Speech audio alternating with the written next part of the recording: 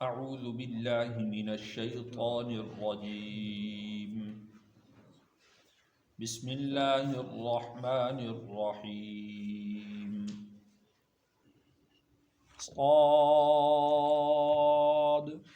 والقرآن ذی الذکر صاد اور قسم ہے نصیحت والے قرآن کی۔ سورۃ صاد مکی سورت ہے۔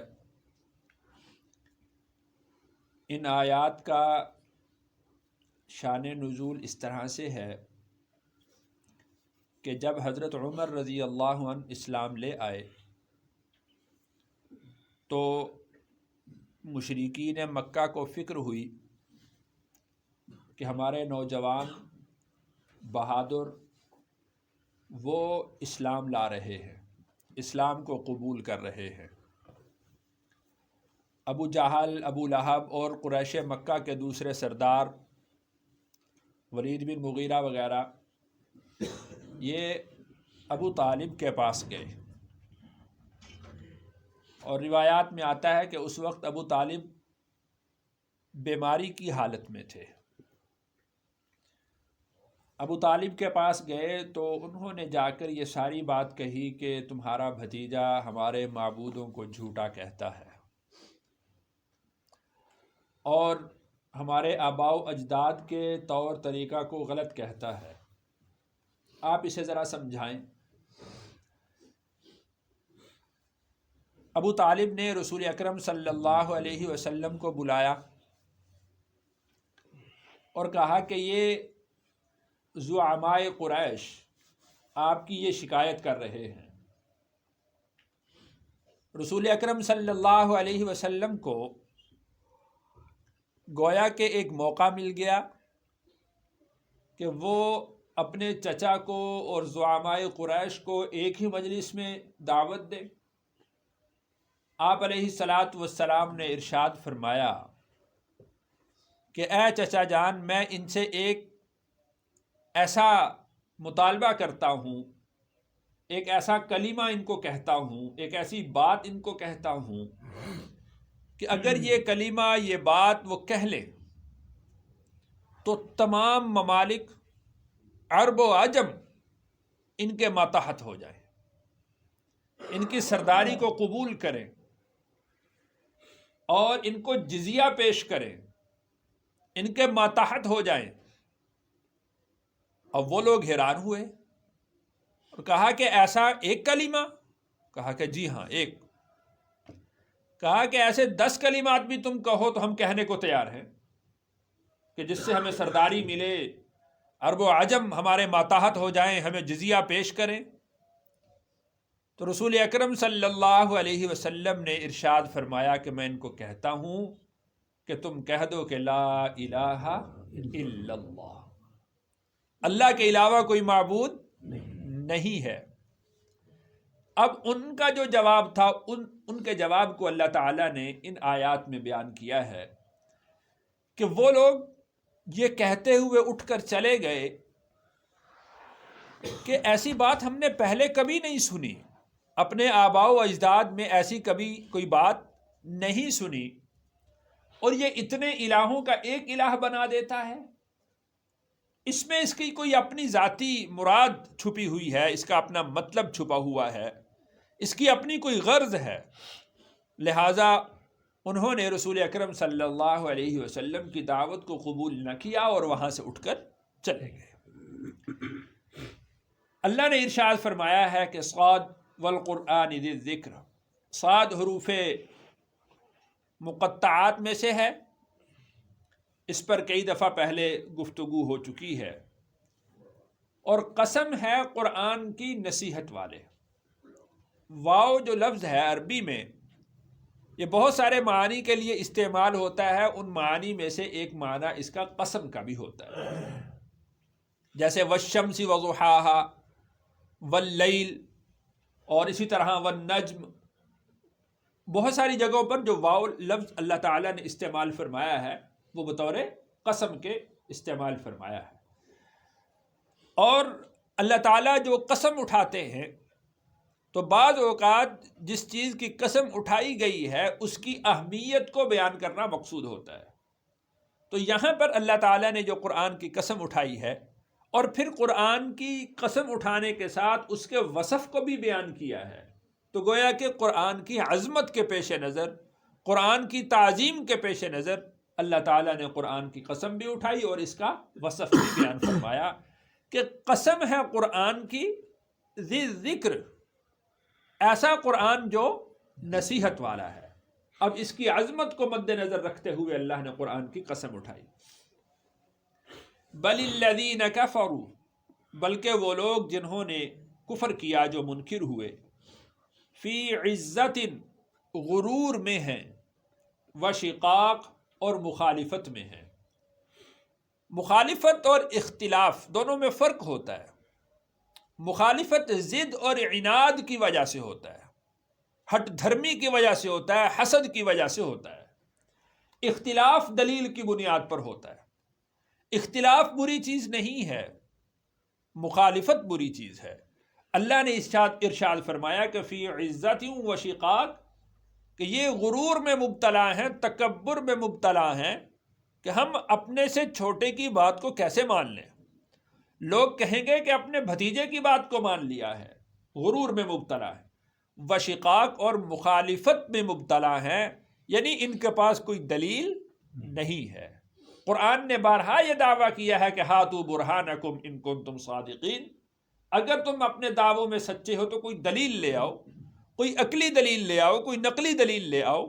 لیکن کبھی بھی ان میں یہ جرت نہیں ہوئی کہ وہ رسول اللہ صلی اللہ علیہ وسلم کے دلائل کے مقابلے میں کوئی دلیل پیش کر دے.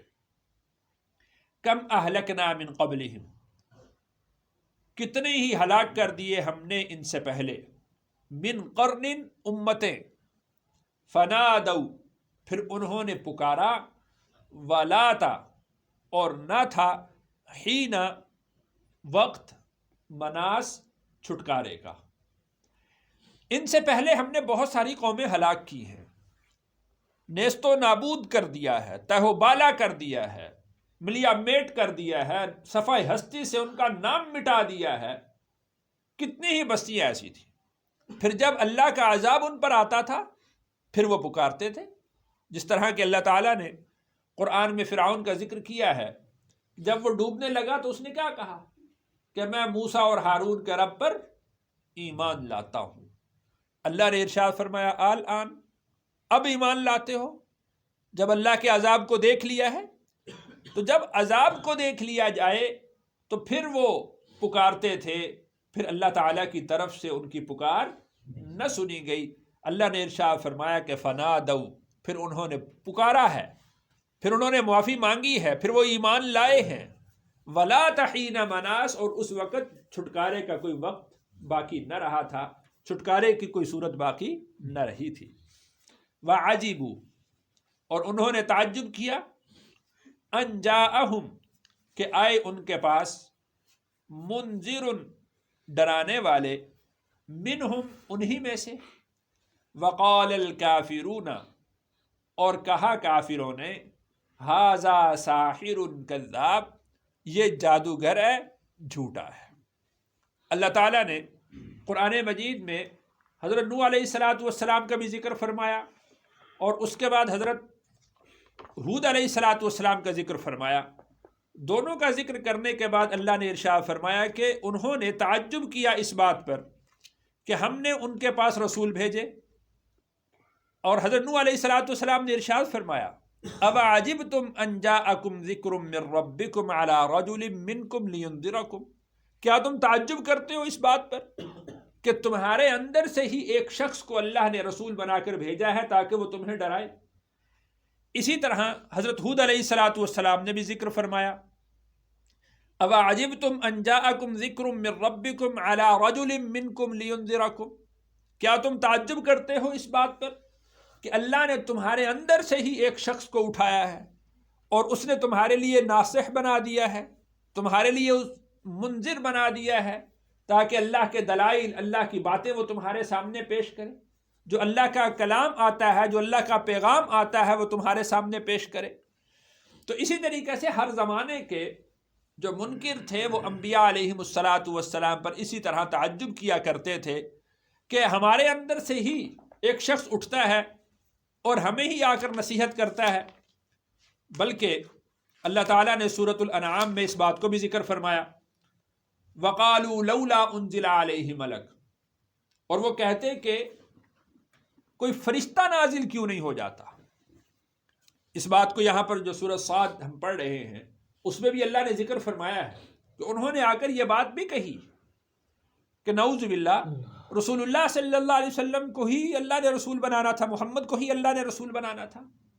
اگر کسی کو بنانا ہوتا تو ولید بن مغیرہ موجود تھا، اس کو بناتے.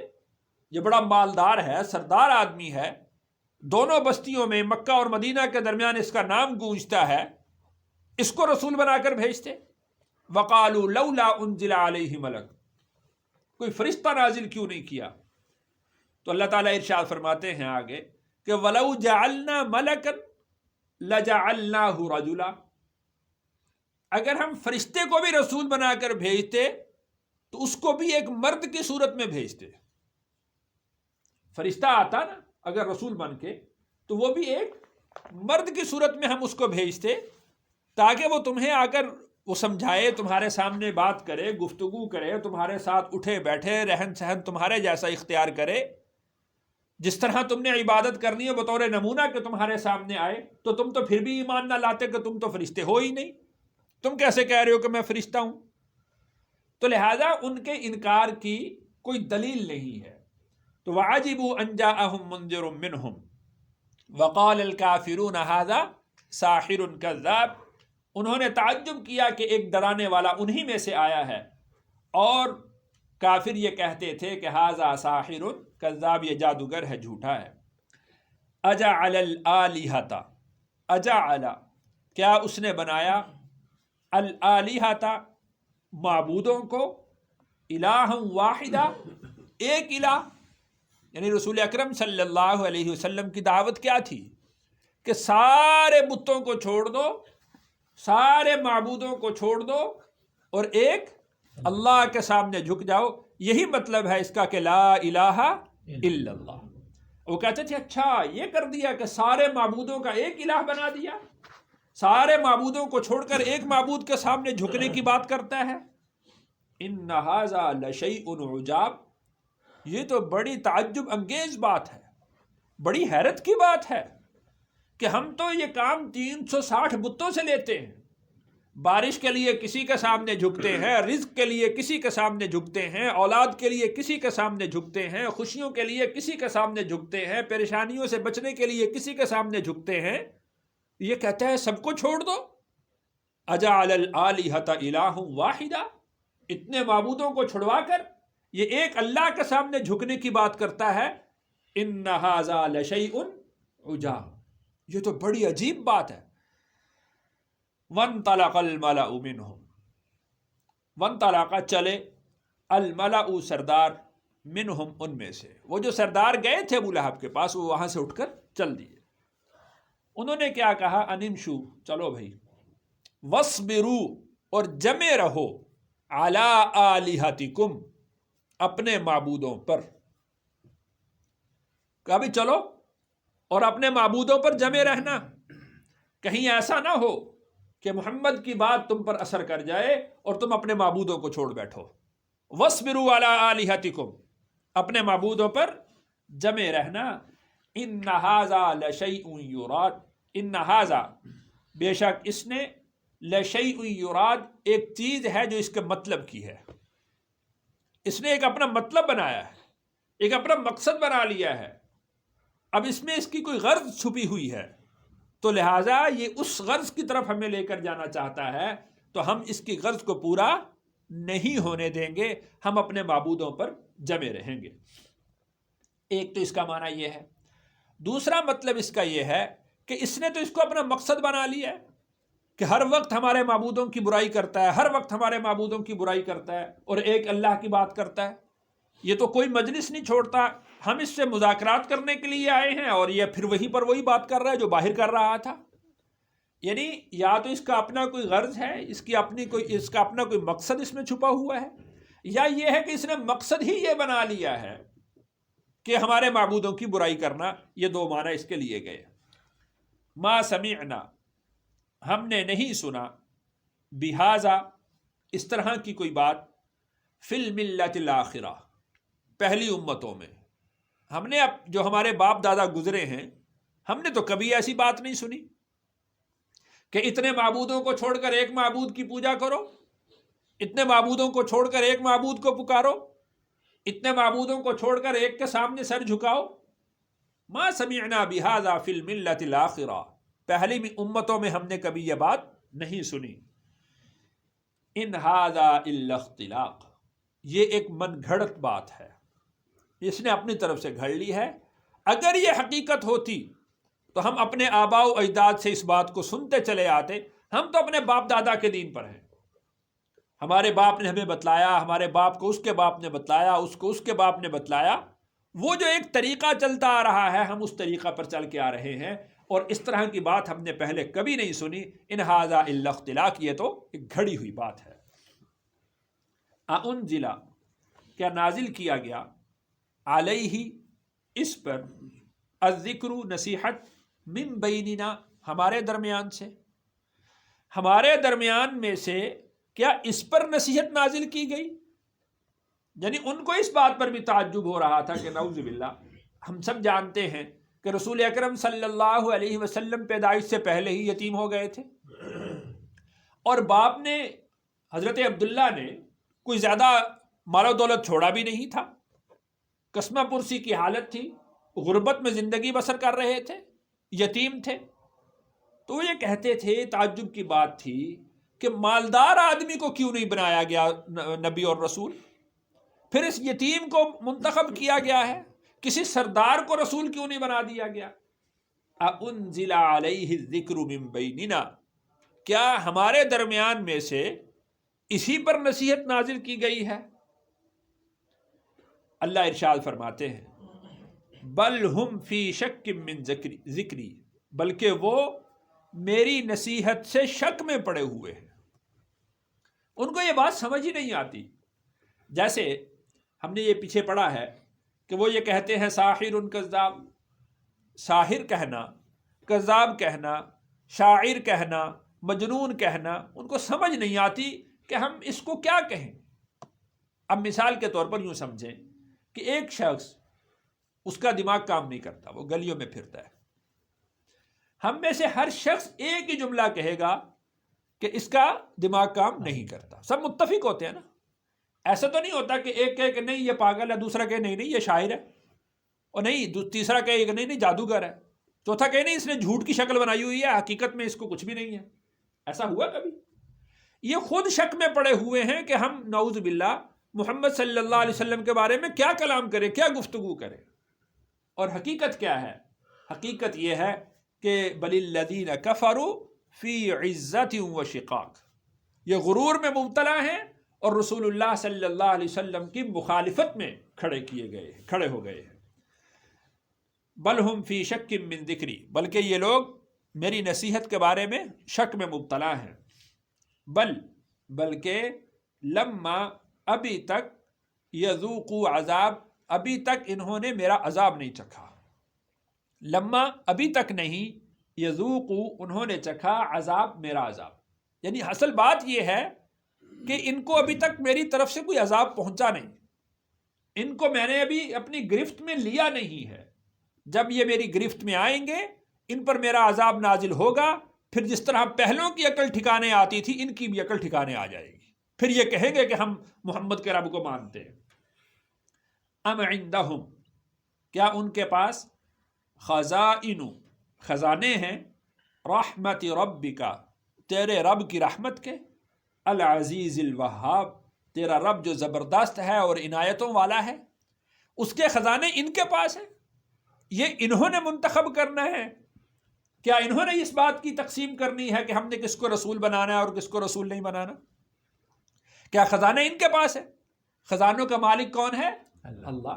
وہ جس کو چاہے، اللہ تعالیٰ نے ارشاد فرمایا، اہم یقسمون رحمت ربک، کیا یہ لوگ تیرے رب کی رحمت کو تقسیم کریں گے؟ ایسا نہیں ہے، تیرا رب جس کو چاہے اپنی رحمتوں سے نواز دے، جس کو چاہے رسول بنائے، جس کو چاہے کتاب نازل، جس پر چاہے کتاب نازل کرے، اور جس کو چاہے وہ امام الانبیاء بنا دے، جس کو چاہے بستیوں کا سردار بنا دے، اور جس کو چاہے وہ مکے کے ایک یتیم کو اور ساری امتوں کا سردار بنا دے، دو جہاں کا سردار بنا دے۔ یہ تیرے رب کی رحمت ہے جس کو عطا کر دے۔ اللہ تعالیٰ سے دعا ہے اللہ تعالیٰ مجھے اور آپ کو رسول اللہ صلی اللہ علیہ وسلم کے دامن کے ساتھ وابستہ رہنے کی توفیق نصیب فرمائے۔ الحمدللہ رب العالمین۔